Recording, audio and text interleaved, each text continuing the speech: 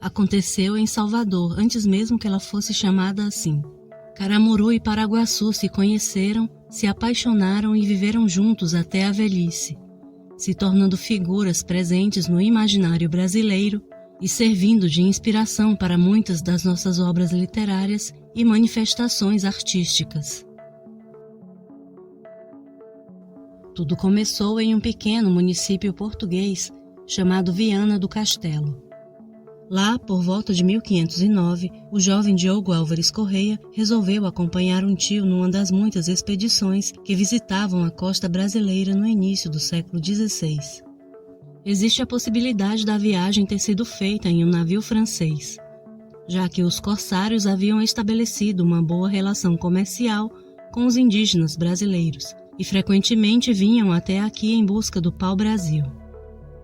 O fato é que nas proximidades do Rio Vermelho a embarcação acabou naufragando e Diogo Álvares foi encontrado no meio das pedras por indígenas da tribo dos Tupinambás.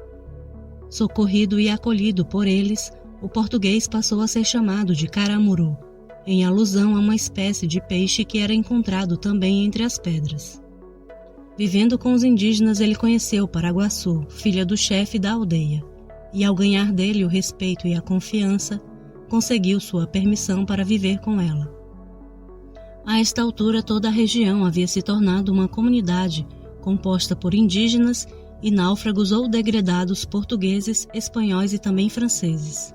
Assim, não eram raras as visitas recebidas de embarcações vindas da Europa, sobretudo da França. Por volta de 1528, uma expedição francesa que passava por ali convidou o casal para acompanhá-los até seu país. Lá, Paraguaçu foi batizada na Igreja Católica, recebendo o nome de Catarina, e os dois se casaram na Catedral de Saint-Malo, contando com a presença de ilustres convidados. No ano de 1531, quando Portugal decidiu iniciar a ocupação das terras brasileiras, Caramuru já estava de volta na Bahia para receber a expedição de reconhecimento comandada por Martim Afonso de Souza.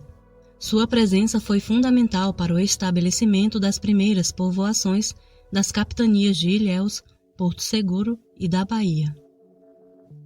No meio daquela grande comunidade construída a partir da relação entre indígenas e europeus, Diogo Álvares tinha se tornado uma figura respeitada, inclusive entre os chefes das aldeias ao redor.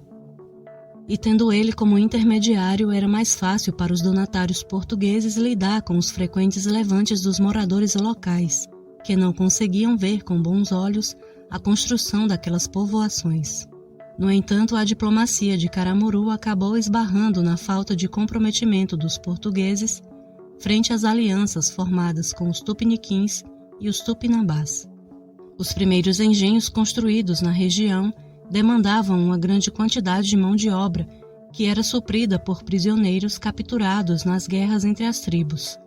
Mas com o tempo, os próprios aliados dos portugueses passaram a ser submetidos ao trabalho escravo, e sua reação acabou causando a destruição das capitanias.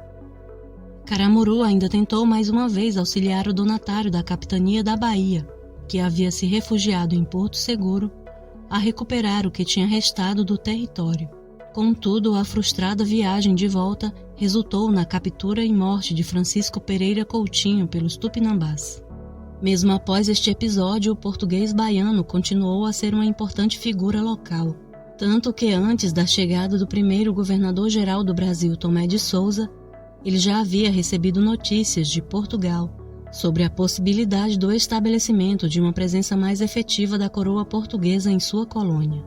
Graças a Diogo Álvares e sua aliança matrimonial com Catarina, a construção de Salvador pôde contar com a inclusão dos tupinambás e dos tupiniquins, e isso foi de suma importância após a desastrosa experiência anterior. A conversão de Paraguaçu ao catolicismo era um incentivo às missões jesuíticas, que, de certa forma, foram facilitadas devido à assimilação cultural iniciada muito antes da colonização. Juntos, eles tiveram 4 filhas que também se casaram com europeus, mas Caramuru deixou outros tantos descendentes de suas relações com outras indígenas. Na igreja Nossa Senhora da Graça em Salvador está o túmulo de Catarina, que se tornou bastante católica e havia mandado erguer no mesmo local uma capela em homenagem à Virgem Maria. E foi assim que o envolvimento amoroso de um português com um indígena acabou contribuindo para o estabelecimento das alianças entre os colonizadores do Brasil e os habitantes locais, dando início às primeiras povoações da Bahia.